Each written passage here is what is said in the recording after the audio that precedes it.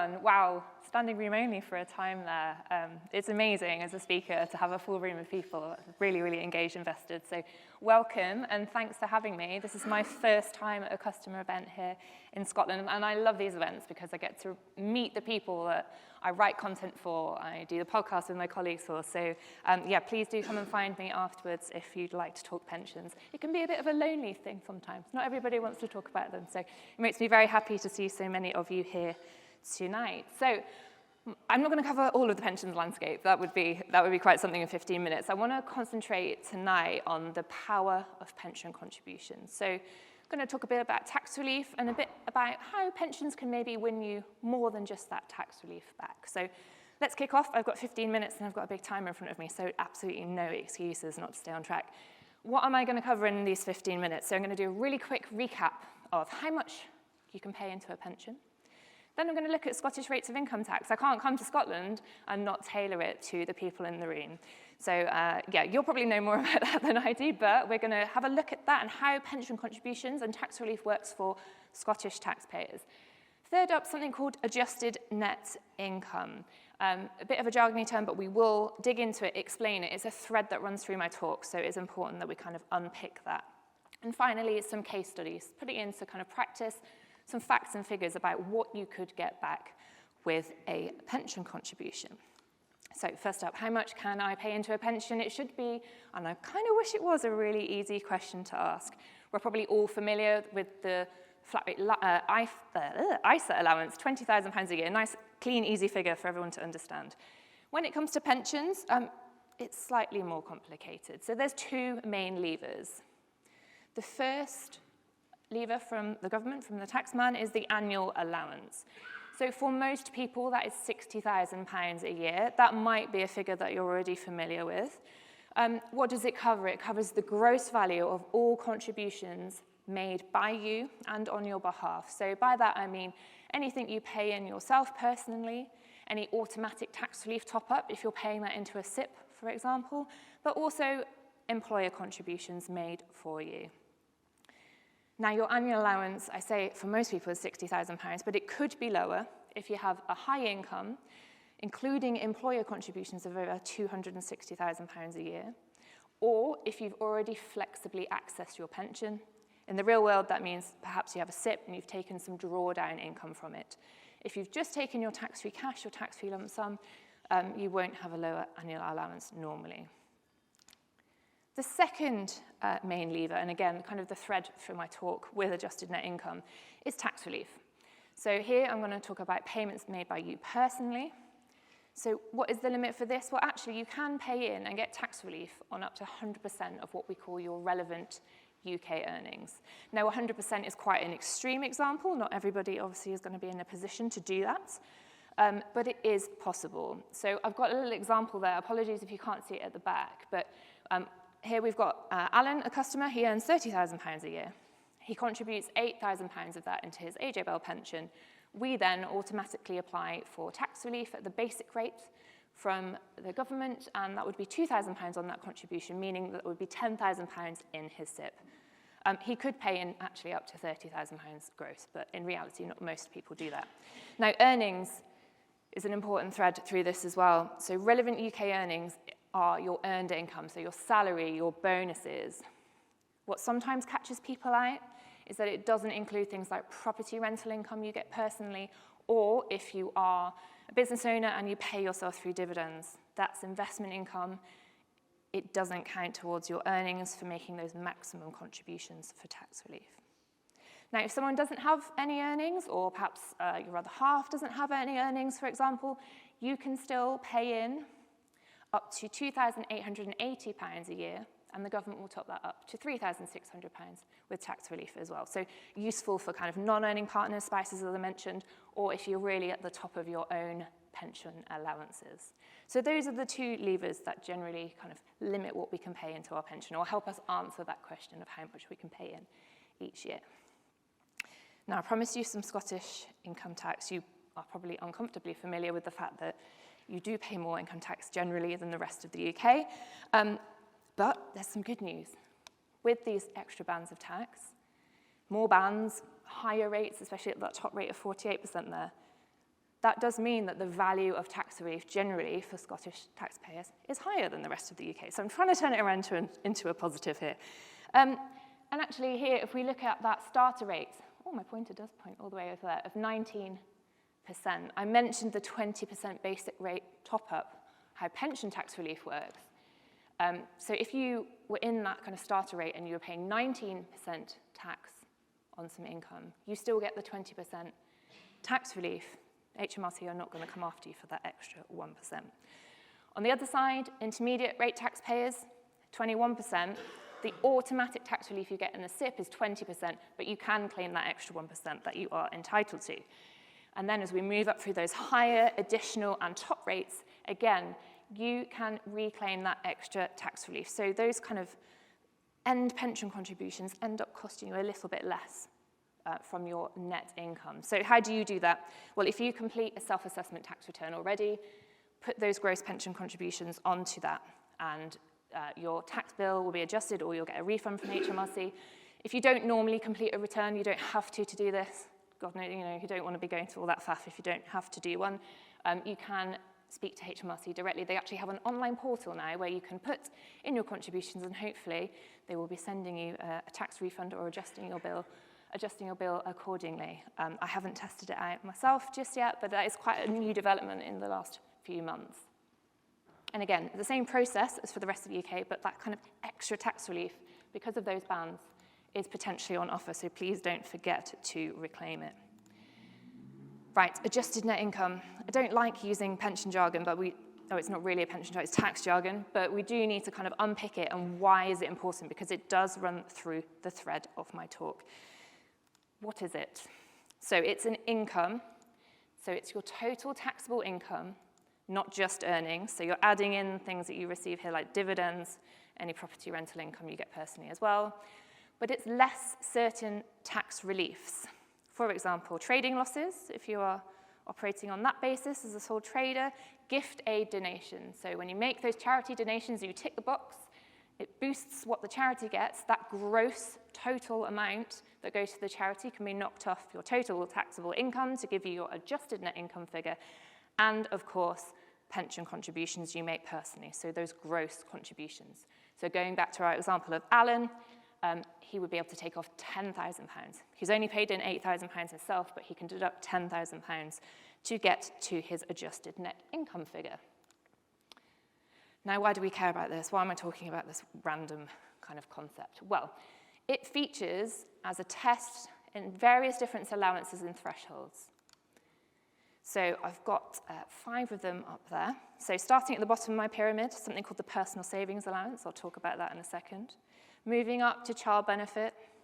It also affects whether you can get tax-free childcare and whether or not you get to keep your full tax-free personal allowance. And at the very top of the pyramid there's something called the tapered annual allowance. I'm not going to touch on that in this talk because that could be an entire talk for me. But we're going to talk about those kind of first 4. Personal savings allowance. So this is an extra allowance that allows most people to keep some of the interest they get on their savings free of tax. So it's £1,000 for basic rate taxpayers, £500 for additional rate taxpayers. This is based on rest of UK bans. And anyone who pays the additional rate of tax does not get any personal savings allowance. But a pension contribution, thanks to tax relief, could lower your adjusted net income and move you down a tax band, potentially meaning you get a boost in your pension, of course, because you're paying more money into it. The tax relief from the government's going into it as well, but you could also earn extra interest before tax becomes due. So that's all about working with those that 50,270 basic rate band allowance for the rest of the UK. Now, why is this important? Well, 2.1 million people are expected to pay tax on their savings in this tax year. I've got some figures that were actually out today from HMRC that say that the government are expected to net £6.1 billion in tax from savings interest in the current tax year. It's a massive figure. It's actually a lot less than they were expecting. They were expecting it to be, thanks to frozen allowances and a combination of other factors, it to be closer to 10 billion. So that's a good thing because it means savers are being a lot more savvy, using things like cash ISAs to protect their cash from tax. I'm not sure what it means for Rachel Reeves's black hole, though, but I'm not here to talk politics tonight. Second up on my pyramid that I talked about earlier, child benefit.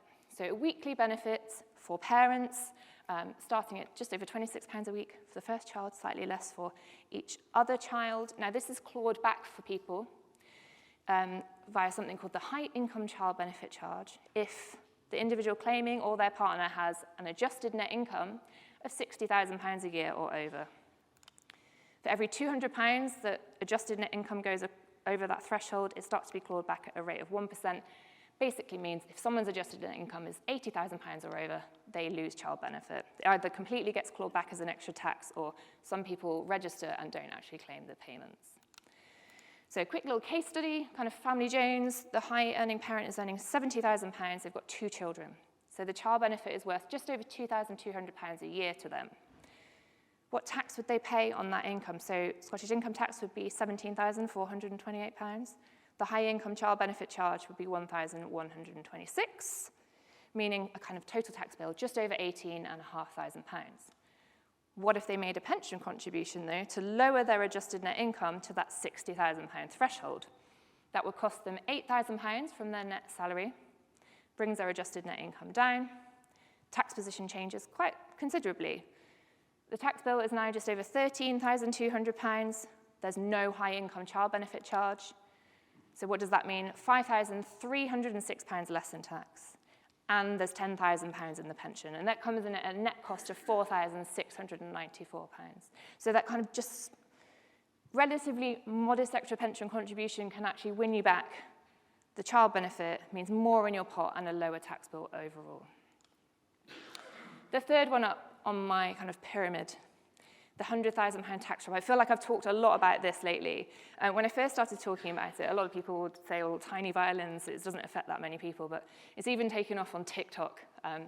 So yeah, it's starting to resonate with people how this is one of the most terrible distortions, if you like, in the tax system. So personal allowance, that first kind of slug of income that most people can get tax-free, £12,570 a year for most people. However, when your adjusted net income starts to trickle over £100,000, it starts to get taken away. £1 of allowance is lost for every £2 of income above that £100,000 income figure, to the point where it's lost completely, where you break into additional rate tax in the UK, just over £125,000. What does that mean for Scottish taxpayers? Well, it's an effective tax rate of 67.5% on that slice of income between 100,000 and 125, just over, which is horrendous. Like, it's so much more than the top rate of tax, which is already more. But it's how about those tax rates and that loss of tax-free income accumulate to give us a really, really high effective tax rate. So looking at the impact of that, let's talk about someone who has an adjusted net income of £100,000. They get a bonus of £2,000. What does that mean? So they pay £900 higher rate tax on that, 45% in Scotland. They'd lose £1,000, I should say, of their personal allowance. So there's now 45% tax due on that £1,000 as well. So the £2,000 bonus, £1,350 of that is gone in income tax. It gets even worse for parents of small children, because you start to lose your allowance to tax-free childcare. And that isn't like a taper like the personal allowance, it's a complete cliff edge. So as soon as you earn £100,000 and £1, you lose tax-free childcare for your children. And that's worth up to £2,000 a year per child. In Scotland, childcare hours aren't affected, the universal 30 hours. But in the rest of the UK, it can also impact some of the extended system there. So again, looking at our same family, if we think that person has now 2 young children, aged 3 and 1, and they use tax-free childcare, they get that bonus of £2,000.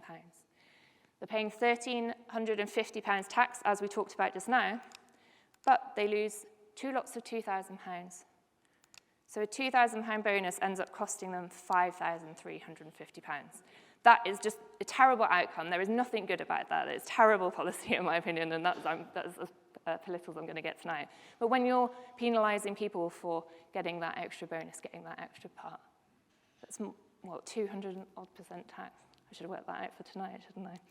But what can a pension contribution do? So you see where I'm going here? This is why I love pensions.